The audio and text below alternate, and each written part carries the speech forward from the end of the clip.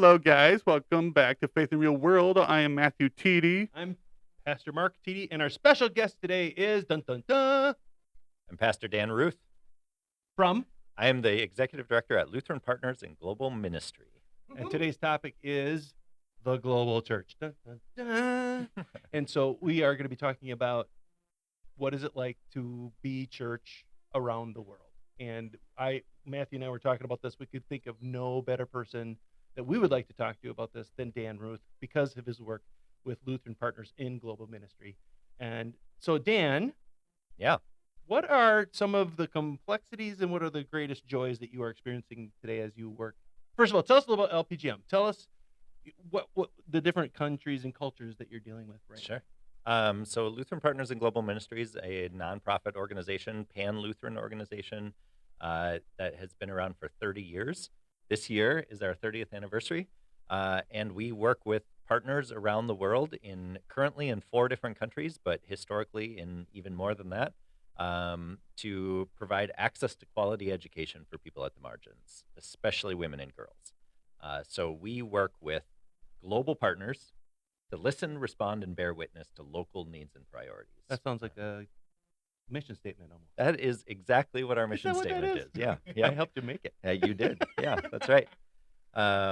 So we work, our biggest programs and longest running programs are with the Arcot Lutheran Church, a small Lutheran church body in South India that I can talk more deeply about, as well as the Lutheran Church in the Central African Republic, which is the founding story of LPGM, where we initially got started. And then we also work with non-churches, but local community-based organizations in Tanzania and in Guatemala as well. Right. Yeah. Yeah. So interesting because you're dealing with several different languages, right? That's right. What's the main language in Tamil Nadu? Tamil. Tamil, thank you. Yeah. Tamil Nadu is that's part of the India where the boarding homes and schools are. Well, we have several settings in India, right? LPGM has several. boarding Yeah, homes. our primary setting right now is in Tamil Nadu, which is the southeasternmost state in India, close to Sri Lanka, and it is with the Arcot Lutheran Church. We support 4 boarding homes, so schools where students live and go to school from the time they enter essentially kindergarten or first standard all the way up till when they graduate high school. And hopefully go on to college and university from there. Right. And so part of the thing of Lutheran Partners in Global Ministry, your ministry that you do there, this is not just for Christian kids, nor is it in an attempt to make Christians out of these children, right? Right. We just serve the kids. Yeah, we serve the kids. We walk alongside the local church there who is also serving the kids and the families, and they see their role in the world in part, yes, to be the church and to preach the gospel, the good news, but they see that in a really holistic way, and that education is a really deep part of who they are as a church. And I understand that the Lutheran movement is also way more alive in countries like Africa, Europe, and parts of Asia, such as India, that it's thriving a lot better here in America, too. Yeah, in a lot of places, that's absolutely true. I mean, we work in Tanzania, and we don't work directly with the Lutheran Church in Tanzania, but the ELCT, the Evangelical Lutheran Church in Tanzania, is nearly twice as big as the ELCA in America. I mean, the Lutherans there are lots of them in Tanzania. And then you look at Kenya and Ethiopia and sort of all of East Africa, and there is a huge, alive, active Lutheran church that's really, really present there. You hear that, people online who say our church is dying? Ha! That's right. That was mostly for them. Okay, anyway. So how do you get past the language barriers then? How do you get past, so you're Tamil, but Yeah. there's also Hindi, right? There's the language of Hindi. Yep. Then Tamil, that's just in India. And then you go to the language of the Maasai in Tanzania. And then Yeah. you've got to go over to Francophone country of CAR. And then you got to go to Spanish so how are you working with that? I mean, the really easy answer is that that everybody speaks English at this point. Oh. The history of colonialism, That would do it. is a really yeah. mixed bag. Right, yep. Lots of damage caused by colonialism. But India, as a former British colony, the a lot of the education and the government is set up in English. Actually, it's a really fascinating story, if you don't mind me Go, telling. please. We when- can go on for hours. When India got its independence from Great Britain, from the British Raj, there was this huge debate in India of like, should we consolidate into a singular national language? And the powers that be, largely in the north, in India, were Hindi speaking. And so they said, well, let's make Hindi the sole national language. Everybody will speak Hindi. We'll do everything in Hindi. It will unite us as a country. And if you think of India not as like a singular country in the way that the United States maybe is, but almost more like Europe. Like a consortium of Yeah, kind of like a nationals? union. And there was a real question after independence of whether they would be able to unite as a singular country or if they would split into lots of smaller countries that have some, level of co-governance or cooperation together. But it was an open question. And so some Yeah. of those powers who were really pushing for united India were also pushing for this sole national language. But it was oftentimes the people in the south, in Tamil Nadu, in Kerala, who said, we don't speak Hindi. You can't force us to speak Hindi. Right. That's like Wow. forcing Greeks to speak German. Right. Yeah, Good. Yeah. Or That wouldn't Italians go to over speak very German. It well. wouldn't go over No. very well. I think they tried that in the 1930s and 40s. Yeah. Yeah. So they made a compromise, and even Prime Minister Nehru, the first Prime Minister of India, said, "Well, we'll compromise for a short period of time, and we'll make English the second national language of India. But hopefully, within a decade or two, we can sort of phase that out, and then everyone will speak Hindi from then on." Wow. Well, it's not going away. No. So English is still the language of government and universities. That if students in Tamil Nadu, where Tamil is their mother tongue, the language they grew up with, if they go to a college or university in another state, or if they go to get a job in another state, they have to know English in order to be able to communicate across the state lines, because each state tends to be organized around the language and the culture that Language of origin. people, Wow, that I people didn't- spoke there too. That's So, really, really yeah. fascinating. I did not know. And you also wonder about the ramifications of that decision by India having a compounding effect on other countries. Because I know that in South Sudan, for example, the language on commerce is English. Yeah. But they will allow their own tribal language, or sort of a pidgin Arabic. Sure. That's South Sudan. But wow, Well, yeah. and there's an interesting contrast in Tanzania, where after their independence from the British colonies, they decided, and the president who was elected at the time This is cool. decided to take a minority language and make that the sole national language. So he didn't take the largest or the most powerful ethnic group or language group that was present in Tanzania. He Right. took this smaller group of Swahili and said, we're going to make Swahili the sole national language. And because he chose to choose a minority group that didn't necessarily have a lot of power, it was more widely accepted. And Tanzania really has become a united country where they say, we might speak different languages, at home, or, come from different ethnic groups or tribes, but we are really Tanzania. And that Tanzania, for that and, sort of the surrounding reasons, hasn't had a lot of like the internal ethnic violence that other countries in Africa have had throughout the history. Yeah. In fact, I've heard people in Africa refer to Tanzania, other Africans refer to Tanzania as the Switzerland of Africa. Yeah, it often is. And I think that's a great analogy. That they're not going to get anybody's business, but when they need help, they go to Tanzania. That's right. It's a cool deal. Yeah. And what Matthew alluded to earlier is that the church, my friend Mawin from South Sudan, Yep. he said, well, maybe your denomination is teetering. You may not be very healthy, but Lutheran Church around the world, in fact, Christianity around the world is blossoming everywhere that they don't have buildings. Mhm. I was like, let's sell the Yeah. building. No, but it's kind of true. I mean, they meet under a tree, Yeah. and they worship there, and they become community under the tree. Yeah. Interestingly enough, the tree that Maui's original congregation worshipped under, it died from the drought. Congregation disbanded. Yeah. So even though you may not have a building, they needed a place, Mhm. and the place becomes the designated. It's just a fascinating little wrinkle, I think, on people, right? Yeah. One thing I find really fascinating in working with Christians around the world, and especially in whatever you want to call them, low-income countries, developing countries. There's not a perfect word for sort of how we categorize that, Sure. but places like Tanzania and Central Africa and India, is that we in the U.S., I think we love to talk about how the church is not a building; Right. it's the people. Yeah. You know, Here's the church. yeah, Open the exactly. doors and see all the people. Yeah, Huh? but I think we only partially believe that. I think you're right. Yeah. And what we really care about is our building, Mhm. and how that serves us, and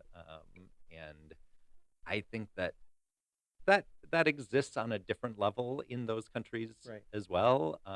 That they are proud of their buildings, but what the church is really doing at its best is being active in the community, and I don't see a separation in the same way you see in the West, or the global North, between sort of faith life and the rest of your life. Mm. And that's where I think the church in Central Africa, the church in Tanzania and South Sudan is really powerful, is in how they actively live their life every day, and not just as individuals, but as a community, Right. as a church, being in the world. Right. Yeah, we kind of got a wake up call when it comes to loving our buildings like that too. When Lutheran seminaries said they're going to sell their buildings, so yeah, we kind of talked about this in a previous episode. Where yeah, it's sad, but this is an opportunity too, where we can reattach ourselves to the community and make Lutheran seminary through the other churches throughout the Twin Cities because there's a lot of them here. Mhm. So Yeah. so this actually might be a good thing in disguise. Yeah. Yeah. Yeah, absolutely. And I want to be clear. I think I got in an argument early in my time at Lutheran Partners, with an architect who has a long history, working with LPGM, and in many of these same places where LPGM works and in the same partnerships. And I sort of flippantly said, and it didn't mean to be flippant, but it was like, we're not interested in building buildings anymore. We care more about what happens in the buildings than the buildings. And I wasn't thinking about the fact that I was saying that to an architect Who designs who churches? designs churches Houses and and schools. buildings. Yeah. And he got naturally pretty upset, Yeah. and was like, Yeah. "How can you say that? Buildings matter." And upon reflection later, and I ended up a couple of years later probably coming back to him and being like, "You know what? Buildings do matter. They Mhm. do matter. But they matter insofar as they serve the mission of Yeah. what's being done in Right. them. And they can hinder that when they're not good buildings, and they can really enhance it when they are good buildings. Exactly right. The buildings need to be seen as a launching point for Yeah. ministry as well as a sanctuary for the sinners. Yeah. They if a building stops being a dynamic thing and just a static one, Yeah. or a museum that we need to tend, we got to reinvent the idea of what we're thinking about when we think about the church building. Yeah. It's got to be a tool that we Absolutely. can use and fill and then empty. Anyway, I think that's a really important thing.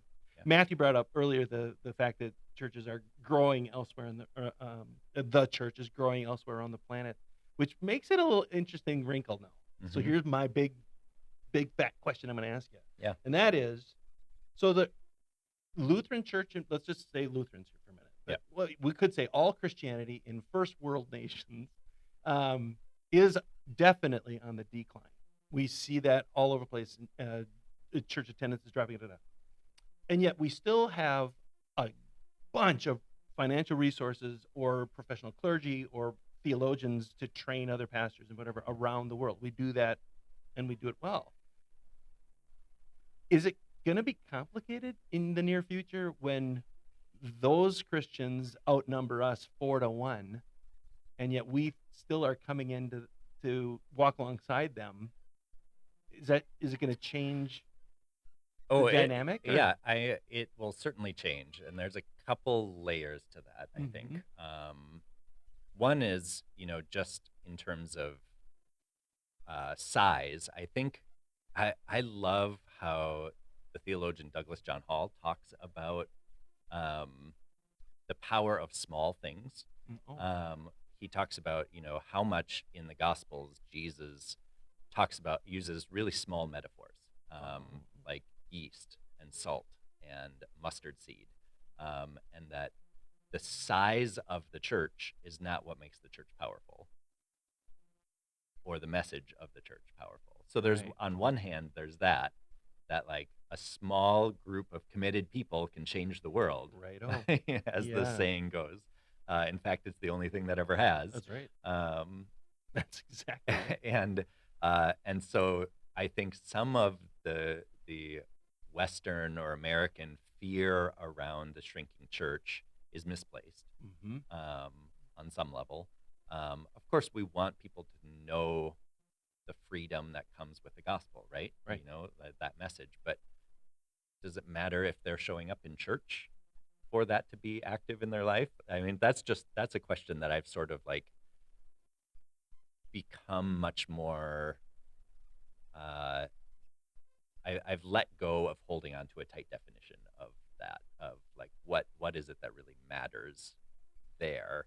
The second piece is, I think, the growing church activity that you see in a lot of these countries and a lot of these places where LPGM is really active, and that's really exciting about the growth, is because they're so it's so integrated in their lives, and it's not just like, it's not as separated between like their private life and their public life, and that's like I think that's a post-Enlightenment Western idea. I think so that too. there's a separation between public and private, and family life is about church, and your public life is about work and friends and other things.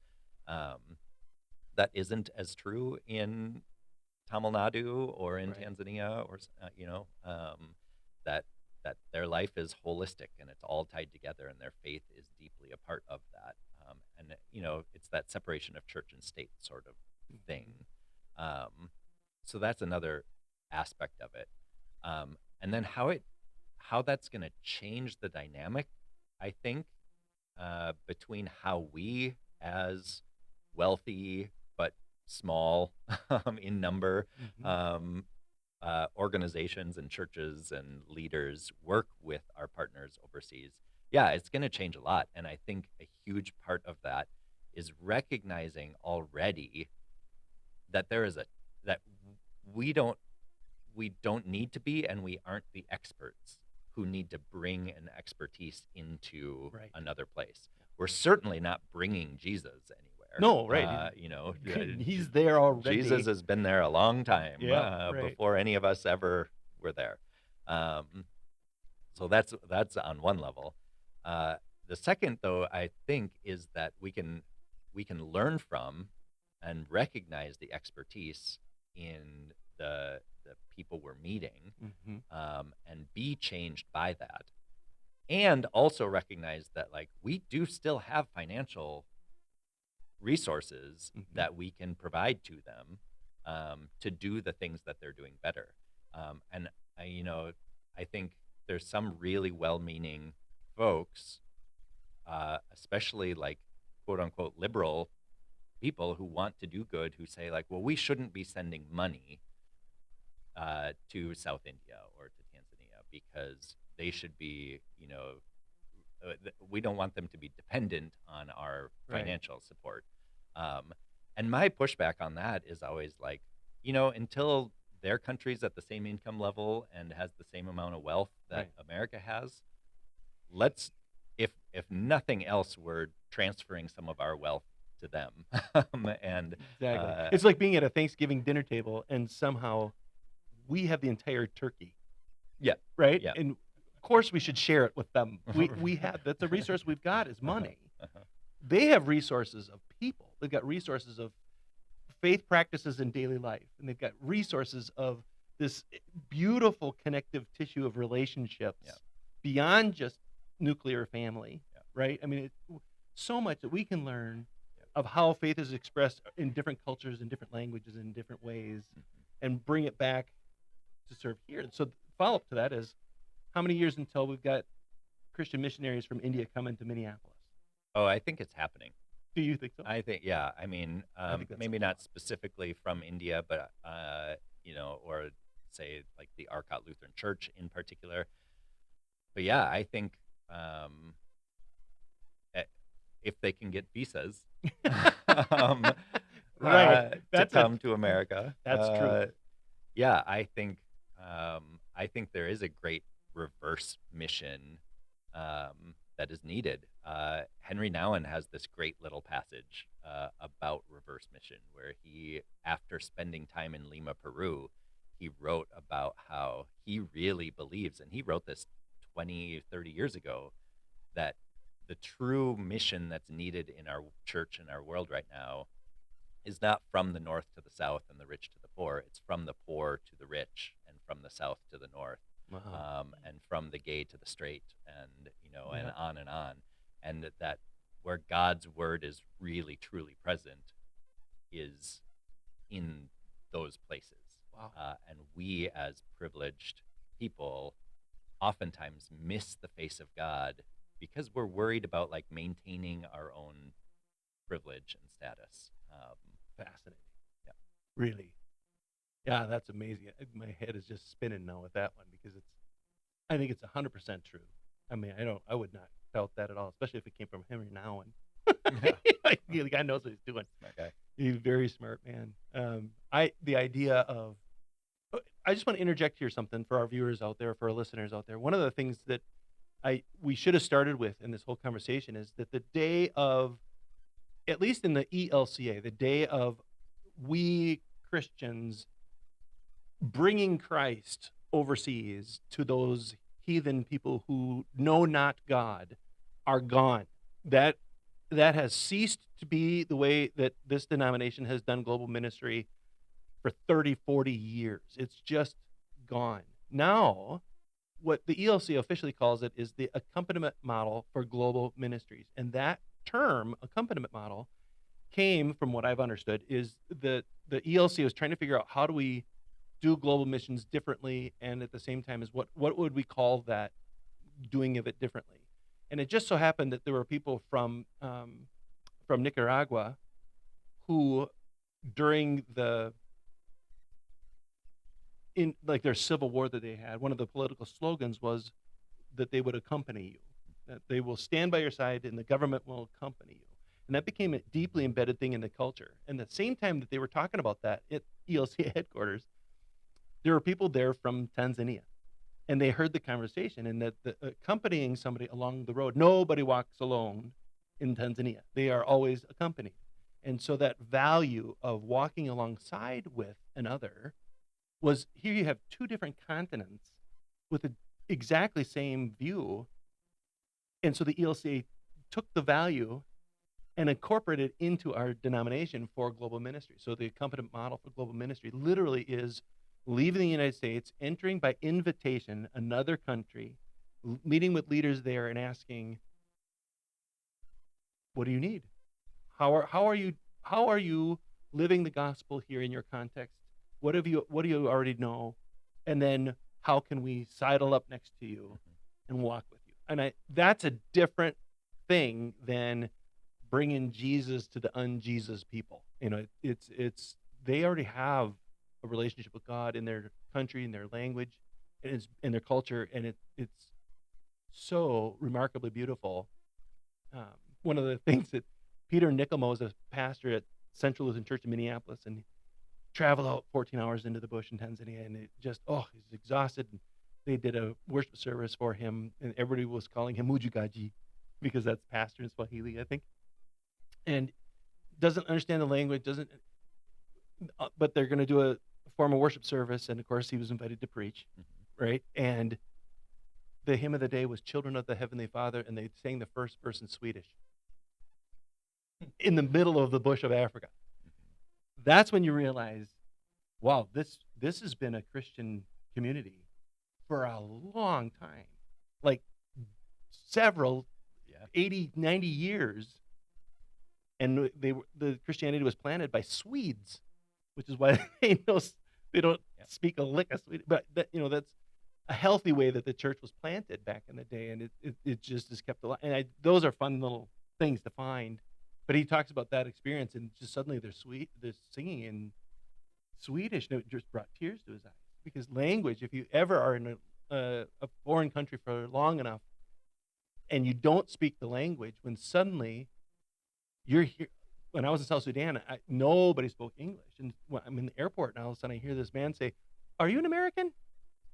My ears just perked up, and I felt like I was suddenly home. And here's this wonderful, handsome, very highly educated South Sudanese man looking at me and sounding like he was from Wisconsin. Um, and we just had a marvelous conversation. I really appreciate the fact that you can speak my language. And he goes, "Well, now you know what it feels like when I went to the United States and studied." He said, "I had to learn English while I was in school." Yeah. And I was like, I mean, it's amazing. Yeah, I think, talking about accompaniment, a huge part of that is recognizing that God is already there. Yep. And that we're not bringing God, and recognizing as well that our understanding of God and our faith and theology is a limited understanding based on our own history and culture. No, mine's right. I mean, I have learned so much growing up just as a human being. But even so, I grew up in a small town, southern Minnesota, in the sort of a Norwegian Lutheran family, and going to a formerly ALC church, so kind of The good one. Scandinavian pietist Lutherans. And faith was deeply personal in my growing up. And I had my own like sort of dipping of my toes into evangelical Christianity as well as Sure. a teenager and that sort of thing, which was even more personal faith, Yep. Having a personal relationship with Jesus Christ, right? Yeah, absolutely. But what both of those experiences sort of like were either overtly or covertly trying to tell me that like our way is the real way, the right way, the sort of pure way of being a Christian in the world. And one of the like lessons from all of that I culturally grew up with is like, well, we don't like make the sign of the cross on ourselves when we pray. Right. Only the Catholics do that. Right. And Yeah. and that's And not, so and don't that's do not it. right. So don't do it. Do not. Yeah. And then when I came to Luther Seminary, and everybody's doing it. and people are doing it, and I realized suddenly that, oh, it's not a Lutheran versus Catholic thing. It's like a pietist Lutheran versus other Lutherans Right. thing. And that just sort of like opened that door a little bit to like, oh, there's different ways of being Yeah, exactly. that are okay in the church. Mine was, and wait, faith. you can have communion more than once a month? What? Really? I thought that first Sunday of the month, man, that's when that's Yeah. what I had. You realize suddenly your world is not the world. Yeah. Right? And so then you go across a national boundary Oh, and yeah. a cultural boundary, and you see that even more, where it looks even more different Mm-hmm. than what we think of as like the real right way to be church in the world, or to worship, or to even to pray. It feels different, and it looks different, and it sounds different. But if you can step out of that mentality of like, well, we have the right way, and let us teach you the right way, Right. and actually listen and hear our neighbors and their experience of God, also understood through this history of Christianity, and reading the Bible themselves, and their own interpretations on interpretations. It's beautiful. and it teaches me so much about my own faith to hear that through their own lens. Yep. So when I'm in South India, and the Arcot Lutheran Church was a Danish mission Right, church right. originally, and when the Danish missionaries came to South India, and they started preaching to Dalit people. Dalit is the term that for people who are outside the caste system. They formerly called untouchables in the Indian caste system, um, and Dalit is a word that means crushed or oppressed, and so it's a word that they've claimed themselves um, as a empowered word for their community. I want to underscore that one more time, is that these people in the 4 or 5 tiered caste system of India, these are people that weren't allowed to be considered part of the caste system. They were under it. Yeah. And just that, to me, when I heard that from them, I mean, there were crimes, right? If your shadow went over their feet, they could beat you. They would wear plates under their chin so that their spit wouldn't hit the ground. Yeah, it's I mean, awful. there are still reports that Dalit people more in rural areas, but there are reports that some Dalit people aren't allowed to enter a police station because the police don't want to be sullied or made impure by the untouchable nature of the Dalit person there. So they can't even file police reports.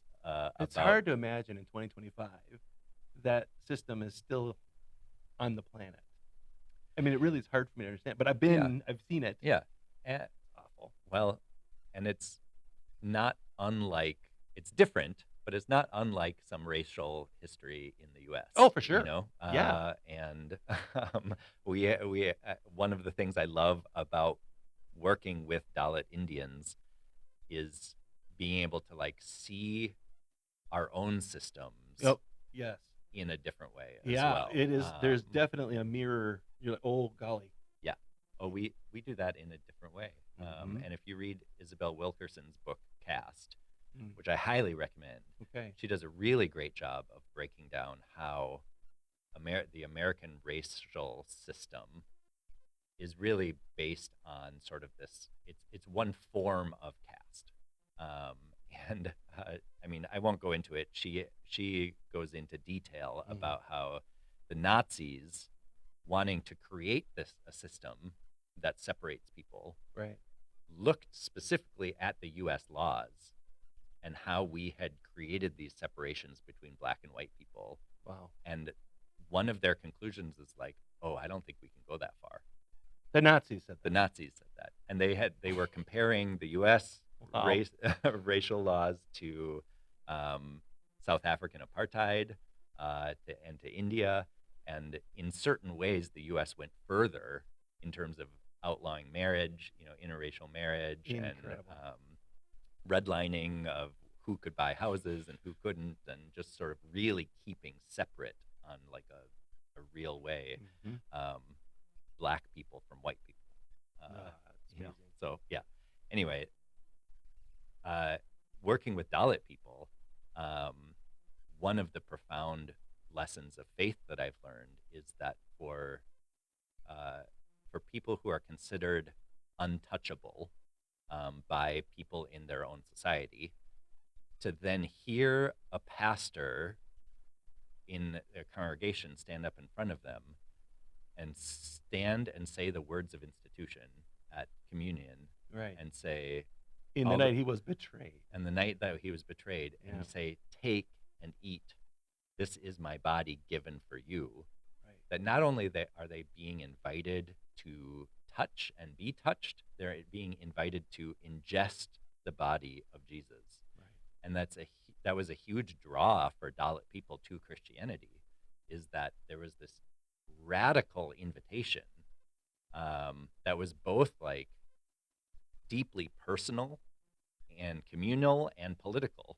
Right. That if that's really true, if we're really invited in to the life and the body and the blood of Christ, there's huge implications in our life, and that is like it's it's existential, and it causes me to live differently in my life because of that implication.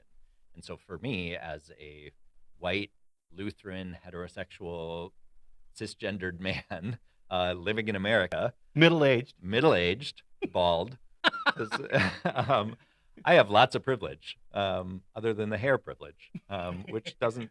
There's not a lot of systemic bias there. Uh, that like breaks open my own faith in a whole different way. When I take communion now, or when I stand and say the words of institution to a congregation, I have a different understanding of that myself, Yeah. because of the privilege I've had of hearing the voices of Dalit Lutherans, and Dalit people. That's the other thing I was thinking about when you were saying this thing, beautifully stated, is in the Lutheran Church we have a theology that's unique, and we call it the theology of the cross, and we own this bugger. This is part of our DNA structure and our doctrines, and it simply means that our God suffers with us and for us, and so God sort of surrenders God's godness and comes into our broken up, brutalized lives. And for a people that refer to themselves as crushed, that theology of the cross has got to resonate with, you're telling me that God suffers with me and their whole life is about suffering. God knows this? Has to be just an amazing moment of, what's the word I'm looking for?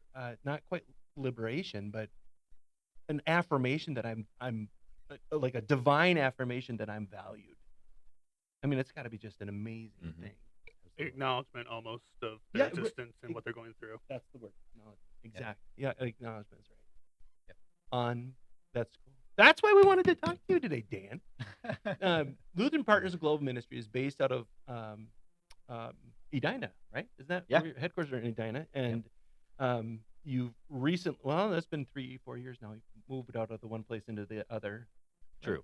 We've been in Edina for probably 10 or 11 years, Right. but have moved offices. We moved in 2020. That's so- right. Yeah. Or early 2021 maybe, but Yeah, right during the wonderful pandemic. Yep. Did the pandemic change how you did your work? on a really practical level, yeah, of course. Mhm. We had to pivot really quickly with our partners. Schools in India was hit really hard by COVID, and Very fatal there. yep, they had a big second wave, I think, in the spring of 2021. That was just really terrible. So the government shut down all the schools and just sent kids home. And early on, I remember hoping that like we could keep students in the boarding homes, Right. Because we could kind of control how many people come in and out. And by we, I mean the schools, Right. could, not LPGM. But the government shut them down. Students went home, were largely out of school for 2.5 years, and really suffered for it. I think India just in general was hit really hard, and so we had to pivot and try to work with our partner, with the Arcot Lutheran Church, to say what can we do, and we sent funds right away and early, so that they knew that they could have the funding that they needed to provide food. They did multiple rounds of dry food rations for families because there was a ton of job loss as well in India. And they brought those. It didn't go to the schools, right? Because they brought them to the villages where those families they brought were, them right? to the villages. That's Yep. remember the and the church logistics of that led was that. crazy. Yep. Big, huge bags of rice and just, basic food staples for families just to help them get by a little bit. And then there's a program in the Arcot Lutheran Church that we support called English Plus, which goes back to the English language learning that is necessary for students. And the English Plus teachers who their normal job in when school is in session is that they work with students, teachers, and the principals or headmasters and headmistresses of the schools to try to enhance their English learning. So they're working with teachers to get them more comfortable at speaking English. Mm-hmm. Many of them don't have a lot of formal education beyond their teacher training program, and so their English is limited. And so ultimately, for the students to be able to go on, but these English plus teachers are just like energetic, creative people Mm-hmm. who care about students and care about their learning. And so they were hugely instrumental in LPGM's pivot, where they started going out to villages Mm-hmm. instead of the formal schools, and they started doing basically village or school in the village square, where kids who were just hanging out at home could come to the middle of the village, and was never a replacement for formal schooling, but Right. it gave them some learning that they could do, just fun activities, lessons, something to both like keep them busy, so they weren't just idling, you know, bothering their parents who were often extra depressed and because Right. looking for their own work, um, but trying to give them some educational opportunity in the midst of this. Yeah. And that really was a powerful way that we were able to, kind of shift, especially in India. And then it was just like a lot of conversations with all our partners throughout the whole pandemic to continually say like, how are you doing? What do you need? How can we help? Um, and what are you seeing? Tell Yeah. us what's actually happening, because the news is limited, especially coming from a lot of those communities. It was hard for us to kind of publicly know what was going on outside of I official news I sources. remember those days. We're just trying to get information out, and you know, I hadn't even known of Zoom yet. Yeah, It was, yeah. and this is when, for the viewers out there, I've been working with LPGM on different levels for a long time, and I was chair of the project committee or the program committee, both of them actually, because Both, yeah. we moved it into the one. But I remember the logistics of what we can't get any information. We don't know. We don't know if they're sick. We don't know. It was a scary, scary, scary time. Um, and then I was trying to minister to a congregation that no longer existed at the same time, and I'm just glad we're done with that. Knock on wood. Yeah. Right.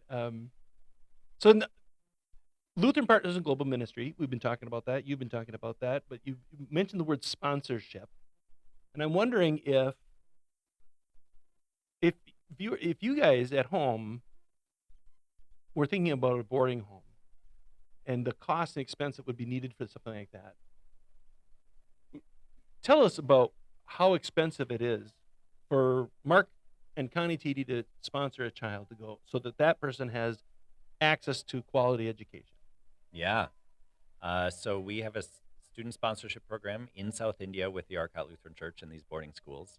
Um, yeah, even think about like your weekly food budget. Right.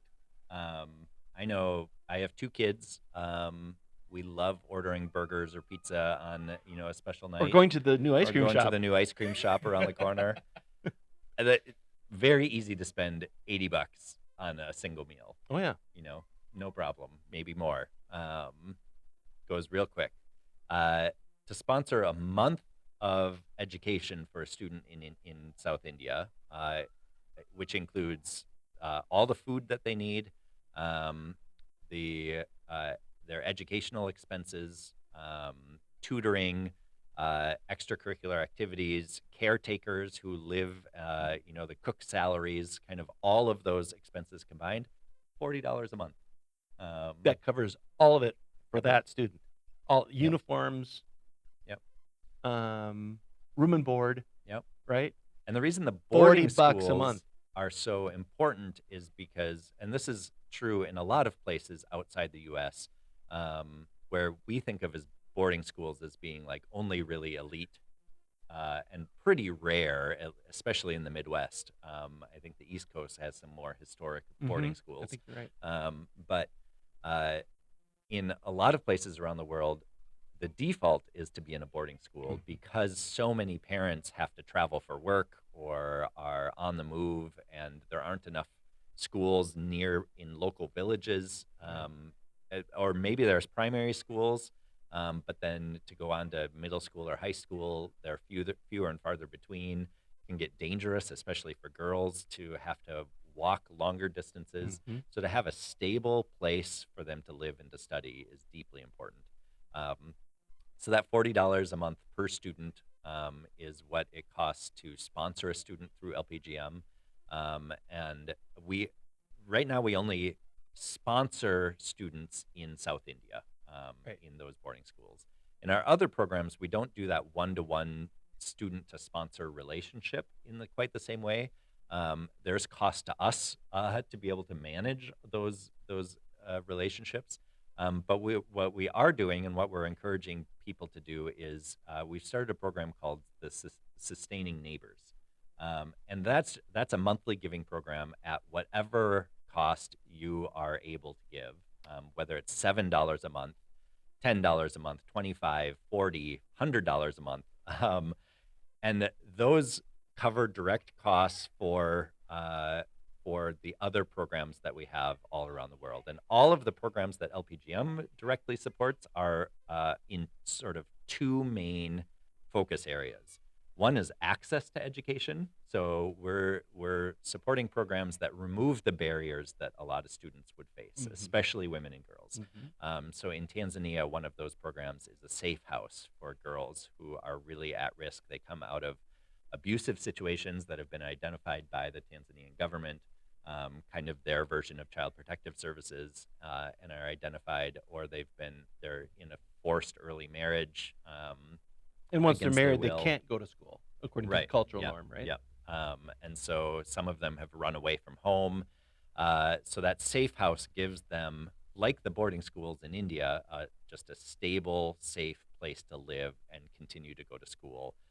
Deeply loving caretakers who are there for the students. Mhm. The woman who started this organization called Arapoto had been through that experience herself as a young woman, as a girl actually, um, and has dedicated her life to helping girls who are going through a similar situation as herself. So you can help remove the barriers to education that exist, especially for girls, but also for boys. And then the second focus area is on enhancing the quality of the education that students receive. Mhm. So there are other programs that really focus on quality education.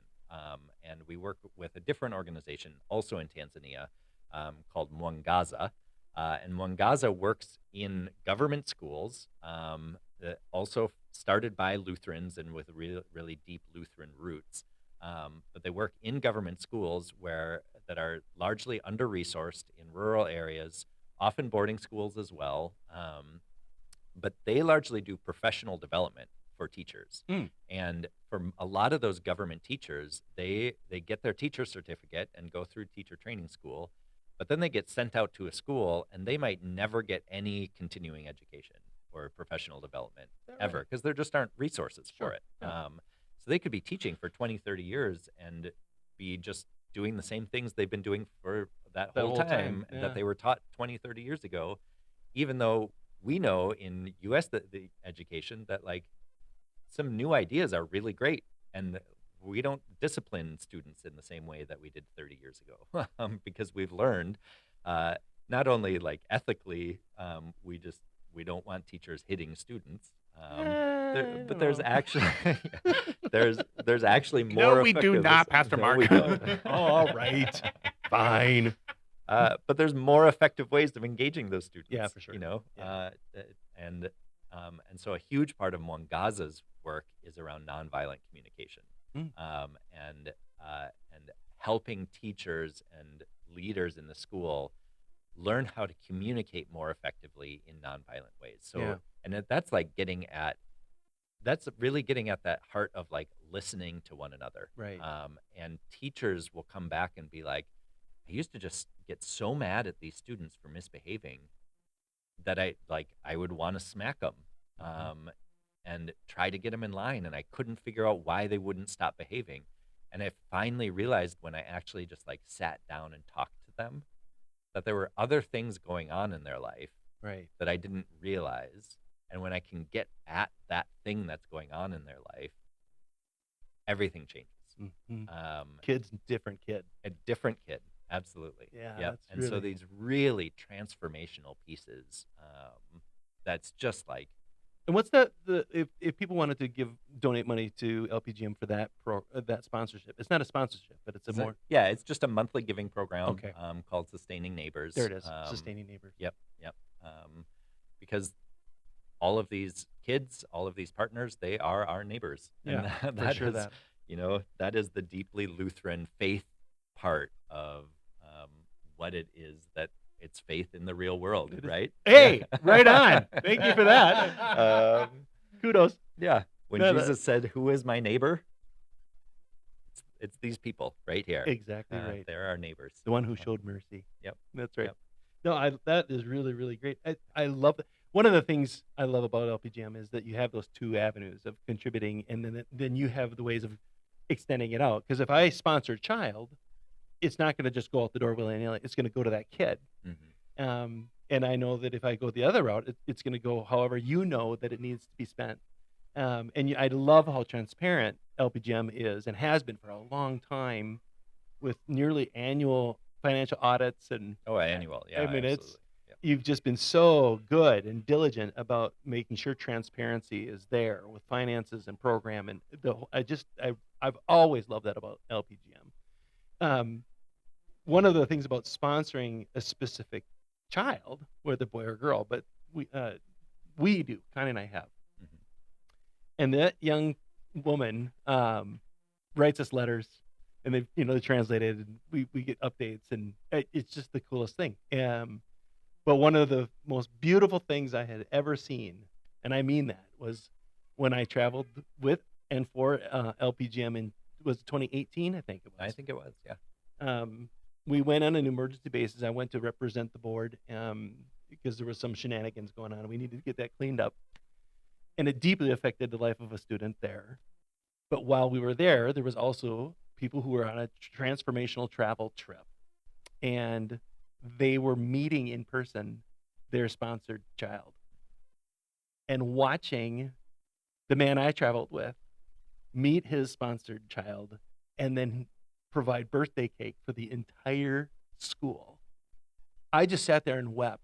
It was the neatest thing, and the school was just ecstatic about this moment. And he and that little boy had a chance to talk, and translator would go back and forth. And I think he was not even 5 years old. It was or 6. I don't know. He was just a tiny little guy, and I know it really, really, really had a remarkable impact on my travel companion's life. But watching that unfold, and then the other travel companions, they all happen to be women, and they all met their sponsored children too. I mean, that is such a cool deal. And that's when you realize suddenly that the one woman said, "I've been writing checks for years. Now I know exactly who it's going to. I know, what they sound like. I know her favorite color was blue." I mean, it's just so great that it's not an academic exercise or something in the mist. It's a real relationship that is formed, and you have the opportunity of going and meeting these people that you're helping get access to quality education. It's pretty amazing. It is pretty amazing, and that model and how we approach sponsorship is really shaped by our understanding of faith. Yeah, exactly. It is shaped by our understanding that that our faith is based in relationships, Right, and exactly. that we meet the face of God in the other, and not only in just another person, but especially in people who have been marginalized and oppressed, and are sort of at the margins of society. God's presence, God's face is especially in them. You hear that in Matthew 25 in the Correct. where you did it for the least of these, you did Did it it for for me. me. I think we love to picture ourselves as being the face of Jesus, but we are encountering the face of Jesus. That's exactly right. Yeah. And That's it's a beautiful table turn, and Yeah. that, oh my, yeah, you're hoping to be seen as an ambassador of Christ, and no, they are. Yeah. It's the Yep. coolest thing. Yep. And Very powerful. I mentioned, I named our mission statement at the beginning. But our vision of what the world could look like Mhm. when our mission is complete, is that those relationships transform the boundaries that separate us. That relationships transform boundaries, and that means, the boundaries between Americans and Indians, between Americans and Tanzanians, or between Lutherans and non-Lutherans, or Christians and Muslims, and that it's those deep relationships matter, Mhm. and transforms and reshapes and sometimes dissolves the boundaries that separate us from one another. Exactly right. And we believe in Christ who calls us into those relationships, Yeah. right? Out of our comfort zones, Yep. into things maybe we don't even want to do. But somehow God gives us suddenly the ability to do that which we are afraid of doing. Like, hey, Mark, I need you to go to India. Can you go? You're leaving in 2 weeks. That's right. Ah! Yep. No, I don't want to go. But no, yeah, I gotta go. And then you go, and you realize how God is using you to encounter somebody else and create a whole new relationship in a way that you would never ever have imagined. Yeah. I mean, it's just so cool, and you're constantly dealing with. I mean, in Guatemala now, we haven't talked about that at all. Guatemala, in the clouds, in the clouds. You know what I mean? Yeah. Thank you. Yep. Go. So our partnership in Guatemala is in the Cloud Forest. There it is. That's what I'm looking In the for. Central Highlands of Guatemala. Yeah. And that's an organization that was founded by Americans, Mennonite missionaries, actually. But they have been living there 25 or more years. They speak both Spanish and Quechua, with the local Maya language that's spoken there, and is more and more being supported and run by the young women who have been through their programs and are now leaders in the programs themselves. And again, they're focused on access to education. Right. That's Exactly. that's how LPGM walks beside them. Is that they have an environmental focus to their organization, where they're really working to help, reduce deforestation that's happening in the cloud forest, to learn more ecologically friendly ways of doing agriculture, which so many people rely on in those villages. It's a really agricultural area, but the traditional practices, my understanding is that the Maya culture has had a long, centuries-long history of slash and burn agriculture, where they will burn a little bit of the forest. It creates rich soil so they can grow their crops for a year or two. But eventually you deplete the soil and you move on to a new area. That has a long, long history in the Maya culture. But when the population was small, it wasn't a problem, Right. because by the time you sort of circled back to that original spot, the forest had regrown. Now that the population just globally has exploded so much in the last 100 years, it's really causing real deforestation, Right. and Larger areas, contributing larger areas, sucking the nutrients out faster. and not only Right. not only are they growing agriculture to feed their families, they're exporting a lot of Right. what they grow to America, so Mhm. that we can have cheap goods to eat. Yeah. Where's my coffee? Yeah. I saw broccoli fields one of the last time that I was really? there. Yeah. Oh, wow. Up along the hills, and obviously a lot of corn. Oh, yeah. Traditionally grown there and still grown there. But so they're taking some of the old practices, merging them with our more modern understandings of science and ecology and environmental agriculture, and coming to sort of a synthesis of the old and new, and revitalizing some practices that have been forgotten. Rob Cahill, who's the one of the founders and directors of our partner there, Community Cloud Forest Conservation, tells this great story about one of the young women who came to their program, and they do agroecology training in these programs. So um, it means like planting a variety of crops within the trees within the cloud forest that will help give each other nutrients and help all of them thrive. So you don't have to cut down the forest. So it's And then agricultural and ecology yeah, at the same. agriculture and ecology. Okay. Yep, agroecology. Love that. Yep, and then they also have a nutrition class, but the way that they teach nutrition is not just like a PowerPoint slides as students take notes. They are cooking the food that they've grown together and talking about the nutrients that are there in that. And there's this real big leafy green, and I'm going to forget the name of it, but it's native to that area. Like a lettuce kind of thing? Yeah, kind of lettuce. Kale is probably Okay. what you could picture the most. Um, and the traditional way that it was eaten is that as women would go to the river to collect water, on their way back home they would just sort of like forage and collect this green as they went from the cloud forest, and then they'd throw it in whatever they were cooking, and it has all of these nutrients, and it was just a sort of traditional way of cooking that over the past couple generations has been lost as Sure. as industrialized cooking methods and other cheap processed foods have become more available. And so Rob was talking about meeting one of these students who had been through the program, had learned this nutrition cooking classes and stuff, and he just saw her and with her mom and her grandma in a truck alongside of the road and stopped to just chat with them for a little bit. And somehow this green vegetable, we'll just call it kale for Okay. now, came up. And the girl was like, yeah, I remember, talking about cooking kale, and I've been trying to do that a little bit. And her mom said, I don't think I've ever had that. I've never eaten that. Really? And the grandma said, oh, I remember eating kale when I was a kid, Wow. and so it was just like in the course of one or two generations, things can Lost. get lost Wow. and then rediscovered and re-remembered.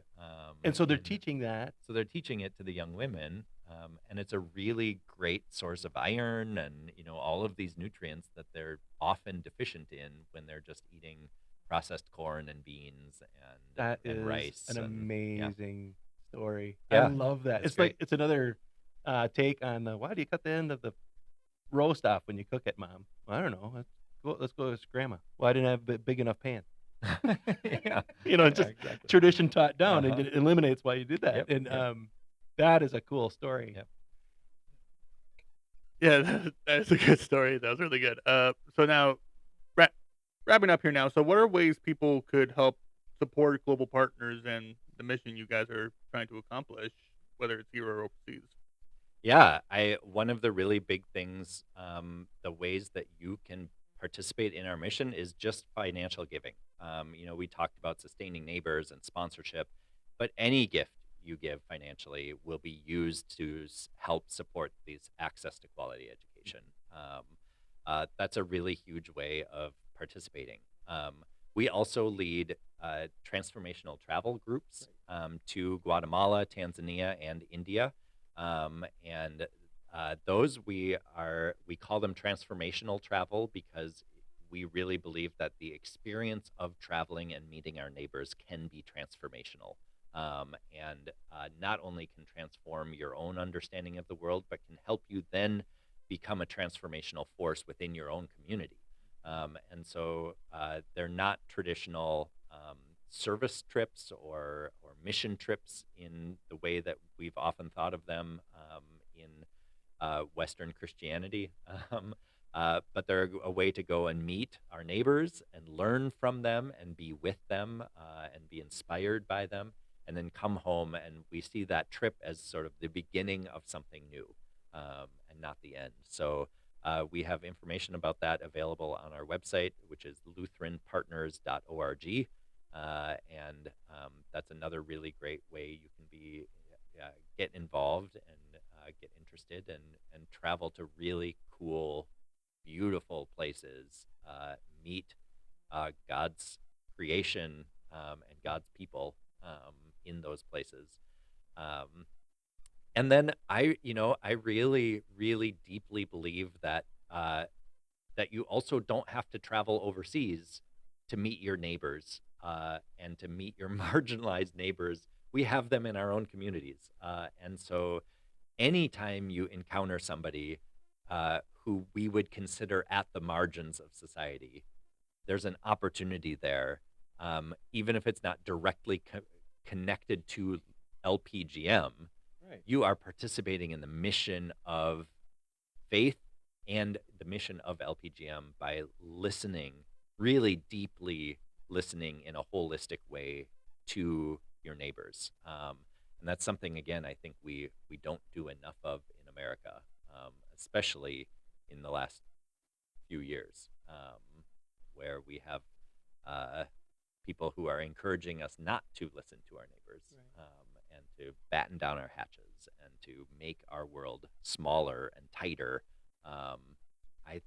I think the gift of faith allows us to open up to others, and to learn from and hear their voices, and to expand our world that way. Love that. So thank you so much for being here, Pastor. This was really, really good. Yeah, Yeah, we thank loved you. hearing about this. Yeah, Yeah. good. Thank Thanks Yeah, for yeah, having me. yeah, and we'll attach that info in the description as well, so you can help out his great cause. And we'll see you all next week. Thanks for tuning in. Thank So you. long.